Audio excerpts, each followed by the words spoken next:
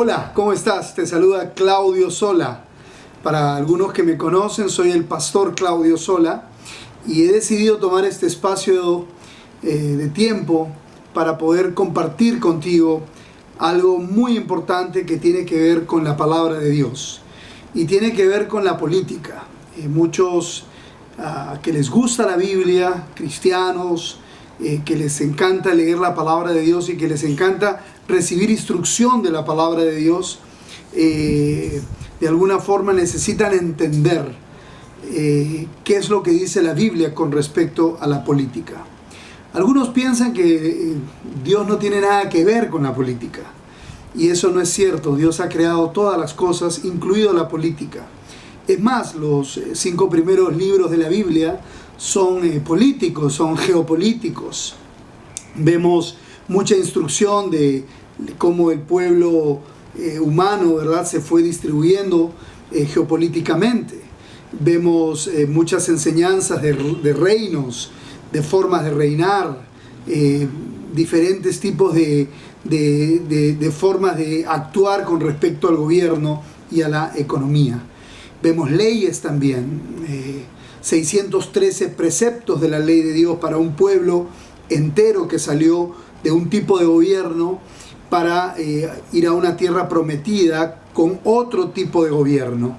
Y eso es lo que tenemos que entender. Dios inventó la política, Dios es político, y todos nosotros, querramos o no, somos políticos, porque básicamente tomamos decisiones de cómo vivir nuestras vidas familiares o nuestras vidas empresariales o ministeriales. Todos necesitamos buenas políticas y nuestro país también requiere de buenas políticas. Lamentablemente, nuestros políticos hoy están haciendo cualquier cosa con respecto a la política y no están haciendo lo que Dios manda. Por eso he tomado esta decisión. Mi esposa me habló, me dijo: mi amor, ¿por qué no haces un videíto y le dices a la gente lo que está en tu corazón? Porque quizás muchos no entienden por qué tú te estás involucrando en política. Bueno, acá está la Biblia, y como todos ustedes saben, los cristianos somos básicamente, primero, pro vida, segundo, pro familia, o mejor dicho, pro familia o pro vida. Dios creó, ¿verdad?, al hombre y a la mujer. Acá lo vemos en Génesis. Y dice la Biblia: y creó Dios al hombre a su imagen y semejanza. A imagen y semejanza Dios los creó y los bendijo, ¿no? Sojuzgad la tierra. Ahí hablamos de un tema de gobernar sobre la tierra y tener dominio sobre los peces del mar, dominio sobre las aves del cielo y toda bestia que se mueve. O sea, es como Dios diciéndole al hombre y a la mujer, a los cuales les dio vida, que sean gobernadores sobre la tierra. Y eso es lo que nos toca a nosotros, gobernar bien nuestra tierra. Pero lo primero que vemos aquí es que Dios creó, Dios dio vida, y Él es el único que quita la vida. Entonces vemos aquí una imagen primero familiar. Dios no hizo simplemente al hombre y lo dejó solito. Él vio que necesitaba una mujer, y cuando los creó, varón y hembra los creó. Entonces existe hombre y mujer, y en ese sentido hizo el matrimonio, y del matrimonio salen los hijos, ¿verdad?, cuando hay esa unión conyugal íntima. Y ese es el plan de Dios desde el comienzo, y todos nosotros lo sabemos tranquilamente, y aquí está en la palabra, desde la creación en Génesis. Y luego, cuando vamos a la Biblia y encontramos en Éxodo, dice la Biblia: no matarás. O sea, no matarás aquella creación maravillosa que Dios ha creado, valga la redundancia. Y cuando dice no matarás, significa literalmente no matar, ¿verdad?, aún desde el vientre de la madre. Sabemos que la vida empieza desde el momento de la concepción. Por eso es que nosotros, los cristianos, no creemos en ningún tipo de aborto. No creemos en el aborto terapéutico, no creemos en el aborto por violación, porque Dios da y Dios quita la vida, ¿verdad? Dios es el que nos entrega esa vida, y nosotros no somos quien para quitarle la vida a un ser humano. Algunos dicen, bueno, la madre tiene derecho sobre su cuerpo. Sí, sobre su cuerpo, pero no sobre el cuerpo o el cuerpecito que se está formando. Ese cuerpecito también tiene derecho, y los que vivimos y estamos fuera conscientes tenemos que defender esa vida desde el día de su concepción. La Biblia dice, no matarás. Entonces vemos, número uno, un tema pro familia, bíblicamente hablando, hombre y mujer, matrimonio. Es importante respetar la sagrada familia. Número dos, el respeto a la vida desde el momento de su concepción.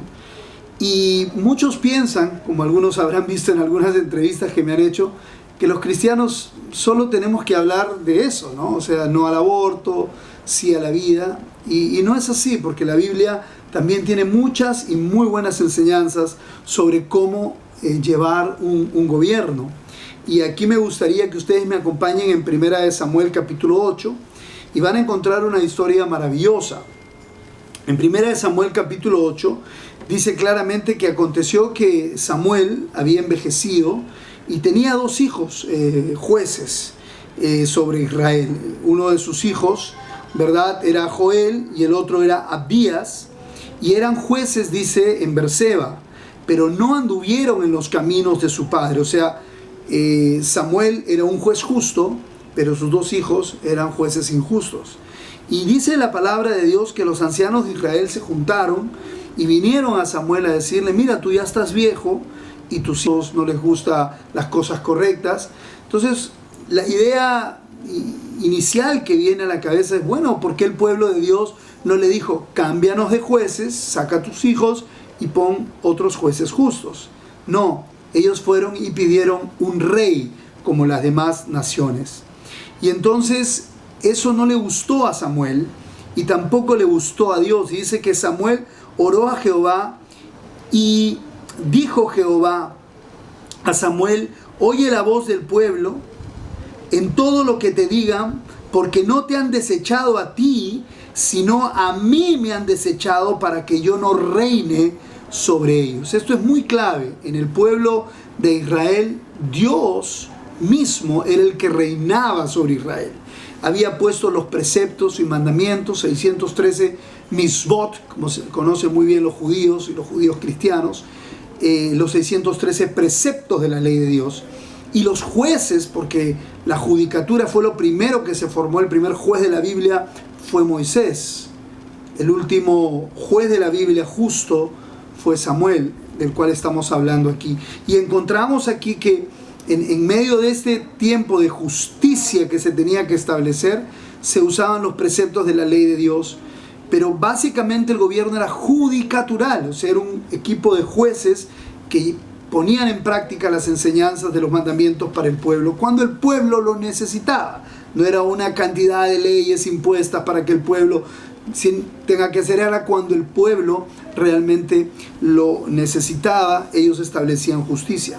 Entonces vemos que el gobierno era limitado ¿a qué? A su justicia. Y luego había mercados libres, la gente se desarrollaba libremente en todo su proceder, su compra, su venta, todo lo que es el libre mercado que encontramos en las parábolas de Jesús, muchas buenas parábolas sobre los libres mercados. Y luego vemos también que hay un irrestricto y total respeto a la propiedad privada.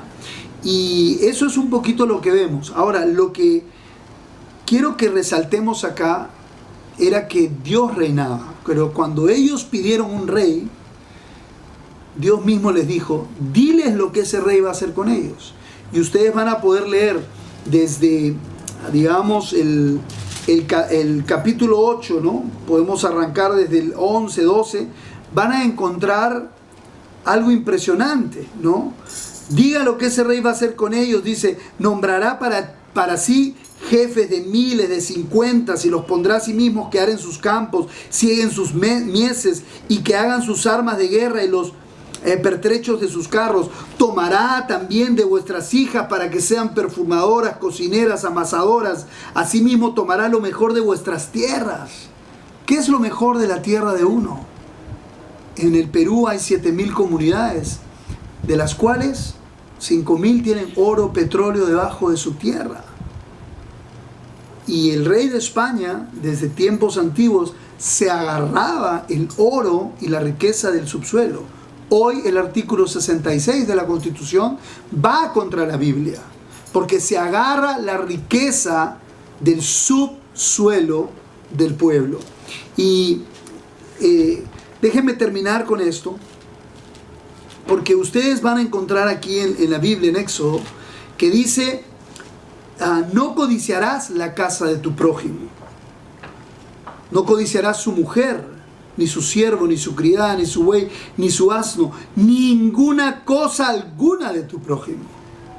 Las comunidades en el Perú tienen oro, plata, cobre en su subsuelo. Y el Estado hoy, bajo una ley mala, impuesta por un pensamiento equivocado, se lleva la propiedad del subsuelo de la gente. Y eso es un robo. Y Dios no quiere tal cosa. Y cuando pidieron un rey, ese rey, le dijo Dios, tomará lo mejor de tus tierras. Y luego le dice, ya no solamente tomará un diezmo, que era lo que se pagaba, sino 2 diezmos más. O sea, el 30%.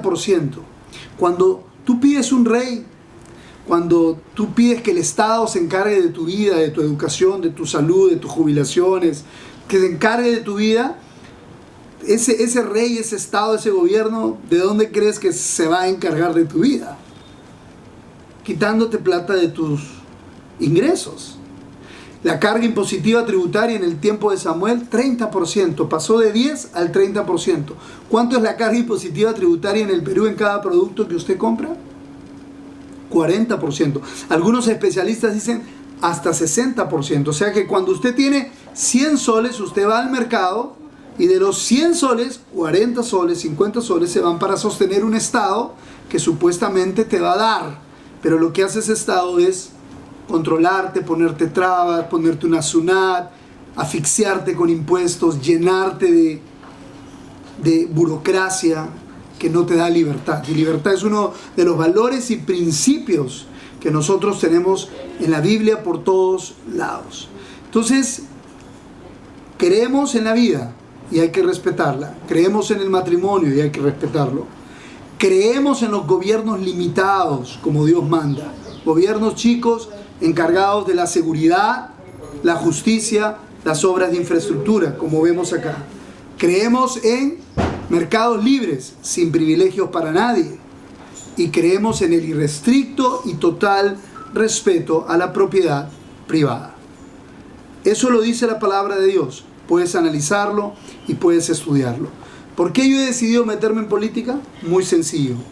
Porque al estudiar esto por 5 años, con Biblia en mano y con un equipo de gente, nos dimos cuenta de que este gobierno era un gobierno que no solamente en muchos casos no quiere respetar la vida, en muchos casos no quiere respetar el matrimonio, sino que tampoco quieren respetar el gobierno limitado, sino que quieren hacer ministerios y quieren seguir haciendo crecer el gobierno, que realmente es simplemente más dinero de los impuestos de los peruanos, asfixiándonos. Nos quieren seguir llenando de restricciones y eso no está bien. No podemos ser esclavos de un sistema que está movido por un poder económico. Ese poder económico, amigos, mueve el poder político. Ese poder económico es un poder que controla a los políticos hoy. Pregunto, ¿por qué solamente tenemos 20 bancos en el Perú y no tenemos 200 como en Panamá? Porque hay monopolios, oligopolios. Si tú tuvieses 200 bancos en vez de 20, tienes más oferta en el tema de préstamos, menos intereses. ¿Por qué solamente tenemos 4 empresas de teléfonos y no tenemos 20, 30 empresas de teléfonos? Porque hay monopolios. El Estado ha dado privilegios a Telefónica y a otros para que solo hayan cierto grupito y no haya más. Entonces, cuando tú abres los mercados y no restringes los mercados, traes mucha más inversión, mucho más empleo, más empresa, más riqueza al bolsillo de los peruanos. Cuando hay más oferta, entonces hay mejores precios, hay más calidad y en esa libertad es la que Dios quiere que andemos. Entonces, yo por eso me he metido en política con un equipo de cristianos. Somos, digamos, el bloque evangélico que queremos entrar al Congreso de la República por Pancho Díez Canseco, que tiene el partido se llama Perú Nación, y somos un equipo de 10 en estos momentos, podría extenderse hasta 15, y yo sé que en otros partidos también hay cristianos, y yo mismo estoy convocando para hacer un bloque, respetando nuestros propios partidos, pero siempre adentro del Congreso, ser una voz por la vida, una voz por la familia, una voz por los valores, una voz contra la corrupción, una voz por los gobiernos limitados, como dice la Biblia, los mercados libres, sin privilegios para nadie y sin tanta restricción y con bajo impuesto, como dice Proverbios, que no hay que cobrar tanto impuesto, y sobre todo el irrestricto respeto a la propiedad privada. O sea, que nuestras comunidades sean dueñas de la riqueza que está debajo de su subsuelo. Para eso tenemos que derogar 2000 leyes malas que las hemos estudiado durante 5 años, y nuestro equipo congresal va con esa visión, derogar esas leyes malas para establecer un Perú nuevo, como Dios manda. Mi oración final es esta, y quiero que la ores conmigo. Señor, que se haga tu voluntad, como es en el cielo, aquí en la tierra. ¿Y cuál más? Venga a nosotros tu reino. ¿Qué es tu reino? Tu forma de gobernar. Donde tú eres rey y donde tú tienes un presidente, sí, pero no es un presidente rey, es un presidente administrador de lo justo y necesario para que nos dé seguridad, justicia, obras públicas, más nada. En el caso de nosotros, ayudar con salud, educación, jubilaciones y pensiones, mientras la gente sale de la pobreza. Eso es básicamente levantar a los jueces, como dice la Biblia. ¿Qué dice la Biblia? Levantaré a tus jueces como al principio. Es una promesa. Yo creo que Dios va a levantar jueces justos y vamos a tener un gobierno judicatural justo, basado en la justicia primeramente. Así que venga a tu reino y hágase tu voluntad, como es en los cielos, aquí sea en Jerusalén. Soy Claudio Sola, esperamos contar con tus votos este 2016, el 10 de enero, el 10 de abril, puedes votar por nosotros, marcar el número 10, por Díez Canseco, que es el número del partido, el 10, que es el que yo llevo para el Congreso, o cualquiera de los otros números de los cristianos que amamos a Dios y que queremos ser un bloque evangélico fuerte. Somos aproximadamente, entre todos los partidos, casi 100 cristianos que podríamos entrar este 2016 si tú entregas tu voto a lo que es justo, a lo que es honesto, a los hermanos que vamos a traer estos principios al Perú. Que el Señor te bendiga y hasta la próxima. Cualquier cosa me escribes. Chao. Esperanza y confianza para